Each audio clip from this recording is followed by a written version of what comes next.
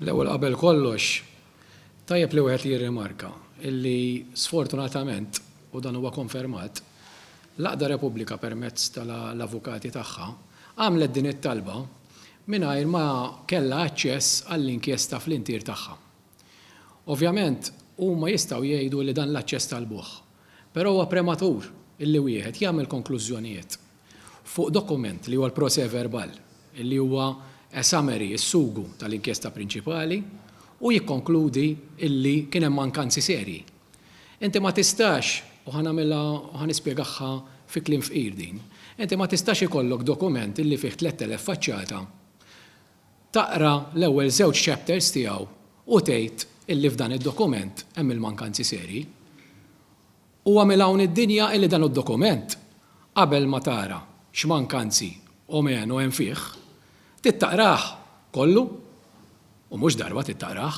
Ġifieri, l-ewwel qabel kollox, jiena nwaqqa fl-opinjoni tiegħi jaqgħu dawk kollha mankanzi kollha li ġew elenkati f'dan id-dokument u littra li ntbagħtet l-Avukat Ġenerali b'mod awtomatiku bil-fattur illi hemm dan in-nuqqas. Issa, meta ir-Repubblika tkun rat dan id-dokument kollu u xtaretu sew, jiena m'għandix dubju illi ħajkun hemm ir-risposti kollha għal dawk il-question marks illi qegħdin iqajmu.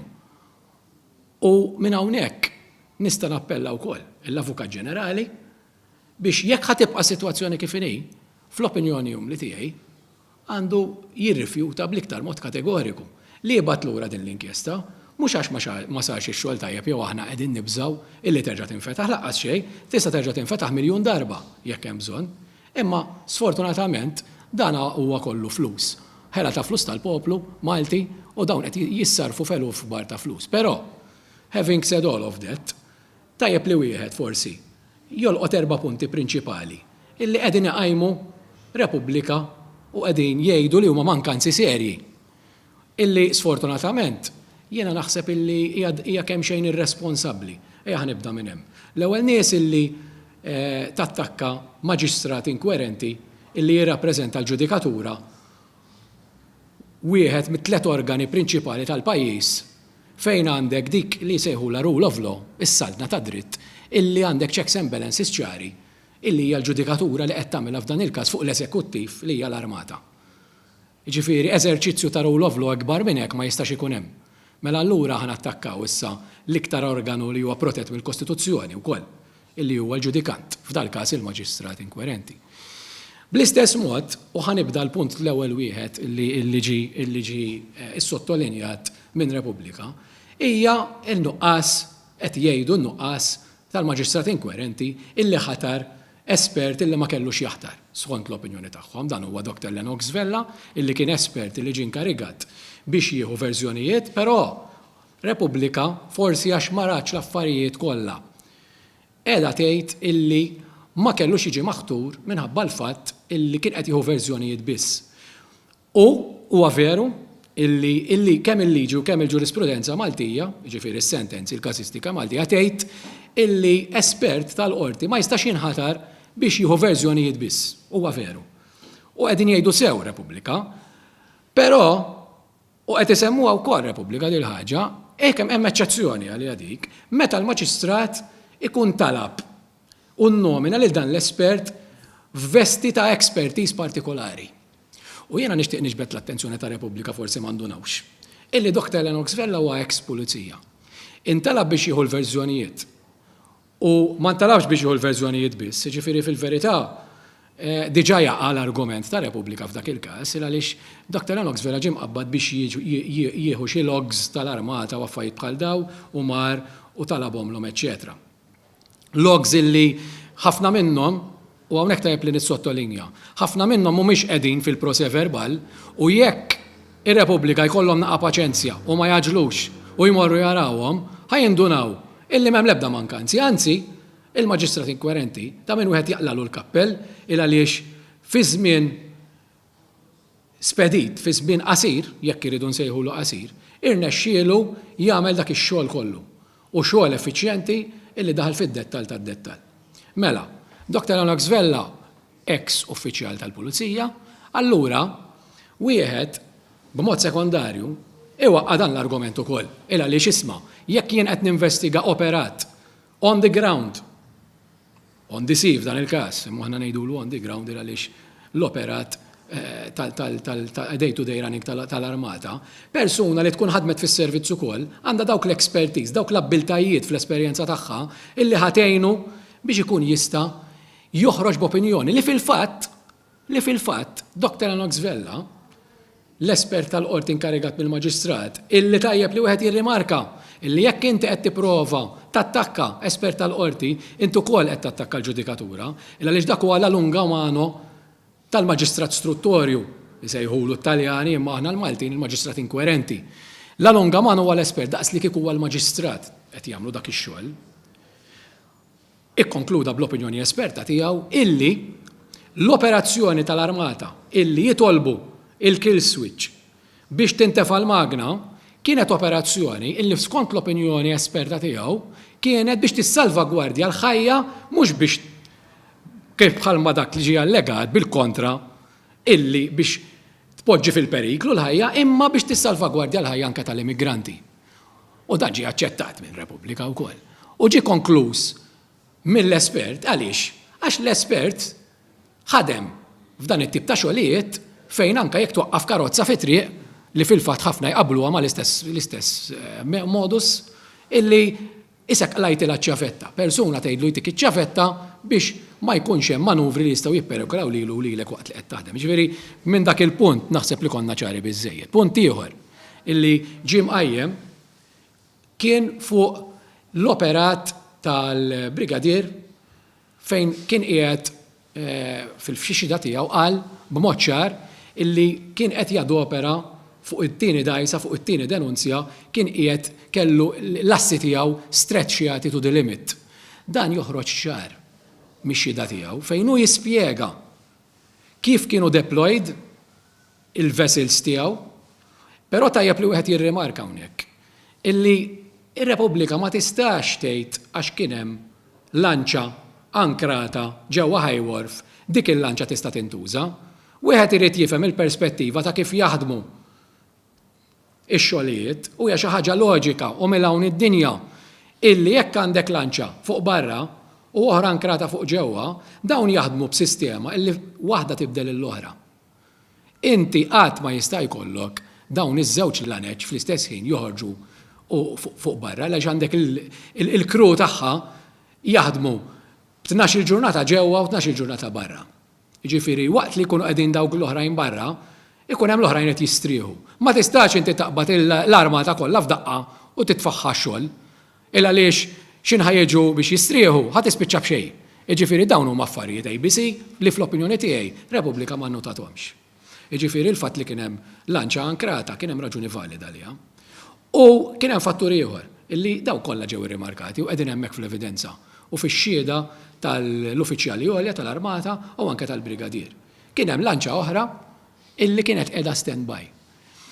Kienet qiegħda ġewwa u stand-by. Dik it-tip ta' operat hija operat illi tkun qiegħda hemmhekk għal dak li jista' jinqala. Dik ma tkunx tista' tintmiss għall-ebda raġuni. Għaliex jekk jinqala xi ħaġa fil-prossimità tal-ibħra territorjali Maltin, xi emerġenza, tkun tittoħroġ. Però xorta waħda dik id-dajsa li kienet stand-by fuq il-każ partikolari jiena informat illi f'dan il-każ fl-ibħra fejn kienet il-barra, iċ-ċansis il-kbar li kieku ħarġet peress li m'għandix il-kobor biżżejjed u s-saħħa biżżejjed, kienet toħroġ imma wisq probabbli peress li hija dajsa ta' portata inqas, kien ikun hemm periklu kbir illi mhux talli ma jsalvawx il dawn l-immigranti, talli konna nispiċċaw ikonna nsalvaw lilhom lis-soldati, għaliex bil-forza tal-baħar li kien hemm ridet tkun bil-fors lanċa kbira. U din il-lanċa il-kbira illi kienet qiegħda taħdem kienet u kif diġà ħarġet fix-xhieda, kienet qiegħda adoperata mhux fuq każ wieħed, mhux fuq tnej, imma fuq xi 4 każijiet oħra, waħda wara l-oħra.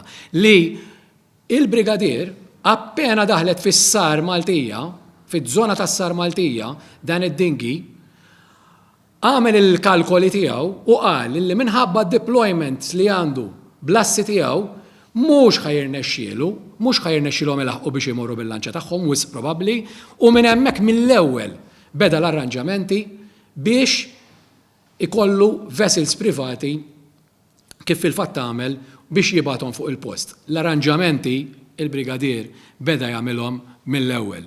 Issa minn hemmhekk ħammur fuq l-obbligazzjonijiet legali internazzjonali li kellha l-Armata u l-Istat Malti.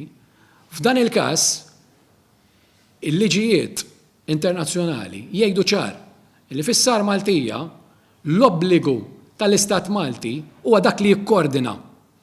Meta tgħid tikkoordina, jiġifieri tikkoordina ma' pajjiżi oħra, mal-Frontex, eċċetera, eċċetera.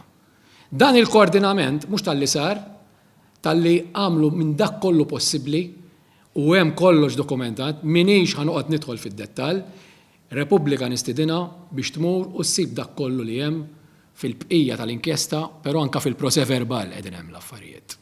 Jiġifieri kull rispett lejn Repubblika, il-mankanzi mhumiex tal-Forzi Armati, imma huma jew tan-nuqqas ta' analiżi tajba li għamlu, jew tan-nuqqas ta' analiżi konvenjentement skont l-aġenda tagħhom illi għamlu.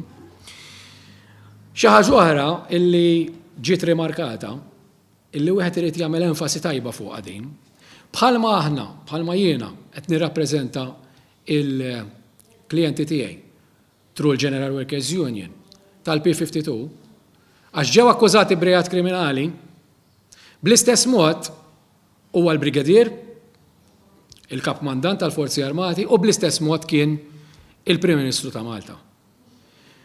Dawn il-persuni li lin mill-veste normali tagħhom, once illi jkunu indikati bħala suspettati, għandhom id-drittijiet fundamentali tagħhom.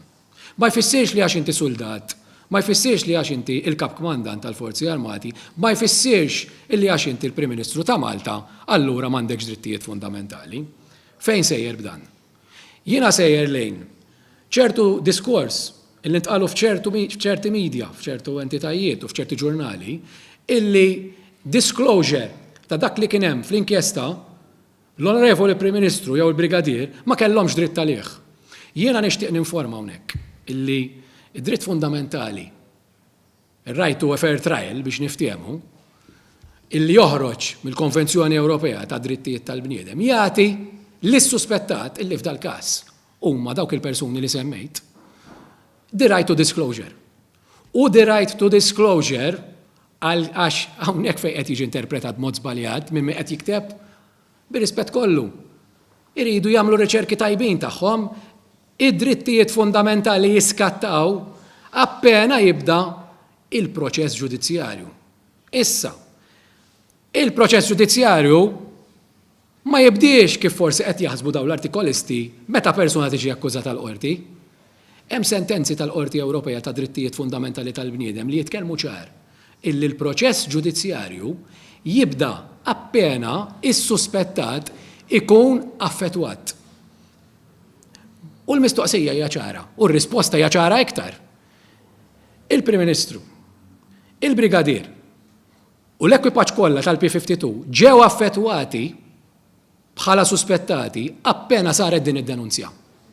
Mela minn dak il-ħin skattaw id-drittijiet fundamentali ta' daw il-persuni kollha u iva kellhom the right to disclosure, kellhom the right illi jitolbu biex kull ħaġa, kull koma, kull full stop, kull kelma li tinkiteb, kull riċerka li ssir ġo dik l-inkjesta kellhom dritt illi ikunu esposti għalih. Jiena naħseb illi ġbart dak kollu li kelli xi ngħid, però nixtieq nagħlaq b'messaġġ lil mill-analiżi legali, b'messaġġ b'mod amikevoli, jekk iridu nsejħulu hekk, għal l-Aqda Repubblika u l-min jirrappreżentaha, illi huwa importanti ħafna il-pożizzjoni tagħhom f'dan il-pajjiż. Però nappellalhom biex ma jabbużawx minna din il-pożizzjoni, illa għaliex qed jaffettwaw nies b'mod inġust. Qed jaffettwaw lilhom u lill-familjari tagħhom b'mod inġust ħafna. Dak huwa l-appell tiegħi. Grazzi ħafna u nirringrazzjakom.